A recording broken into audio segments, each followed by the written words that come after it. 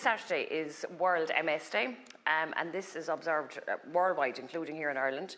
And World MS Day raises the awareness of needs of people living with MS and the needs of their families.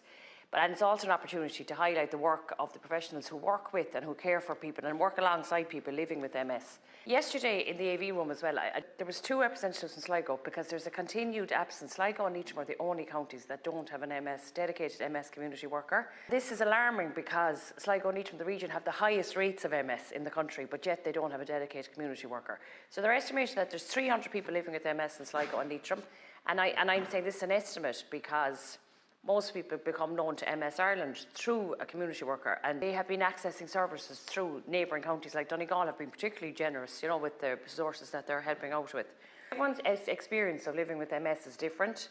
And the different levels of support, I suppose, based on your need is different.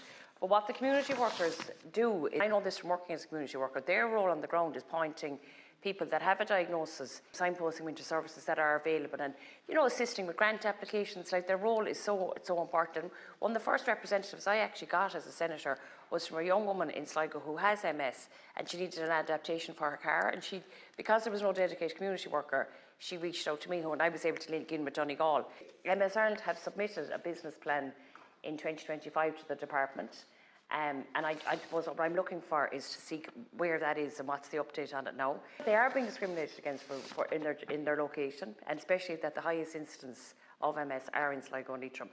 They have the estimated cost is 72,997.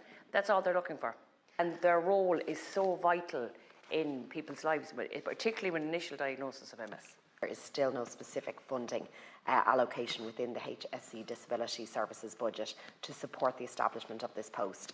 It is disappointing to hear that it hasn't been prioritised. I suppose the wonder is it because we have such a wonderful MS therapy centre in the Northwest, and it's fantastic, it's an amazing centre, but it's a very different role to the community worker. Not only is the community worker's role in about signposting and looking at resources, and they're also in charge of fundraising, so the Sligo and Leitrim are missing out in significant particularly now this weekend. There'll be loads of fundraising activities happening all across the country, but because we don't have a community worker in Sligo, they're going to miss out on that.